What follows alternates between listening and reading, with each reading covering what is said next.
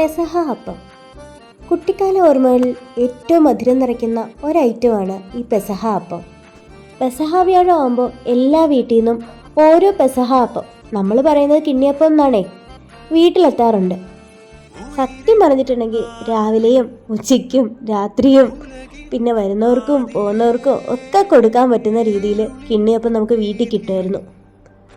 കുരിശുമരണം വരിക്കുന്നതിന് മുമ്പായി തൻ്റെ ശിഷ്യന്മാരോടൊപ്പം അവസാനമായി കഴിച്ച അത്താഴത്തിൻ്റെയും അതിനു മുമ്പായി അദ്ദേഹം അവരുടെ കാലുകൾ കഴുകിയതിൻ്റെയും ഓർമ്മ പുതുക്കലാണ് പെസഹ വ്യാഴം. ആ വിശിഷ്ട ദിവസം നമ്മളെ മറക്കാതെ നമ്മുടെ വീട്ടിലേക്ക് അതിൻ്റെ ഒരു ഭാഗം എത്തിക്കുന്ന കുറേ നല്ല മനുഷ്യർ. കല്യാണം കഴിഞ്ഞ് ഞാൻ ആറ്റിങ്ങിലോട്ട് വന്ന ശേഷം ഏറ്റവും മിസ് ചെയ്ത ഒരു ഐറ്റം ആയിരുന്നു ഈ പെസഹ അപ്പം. ആ മിസ്സിങ് അങ്ങ് മാറിക്കോട്ടെ എന്ന് കരുതിയാണ് ഇതുണ്ടാക്കിയതെങ്കിലും മറ്റുള്ളവർ നമുക്ക് വേണ്ടി കരുതിയിരുന്ന ആ രുചി അതിന് കിട്ടിയിട്ടില്ല കേട്ടോ.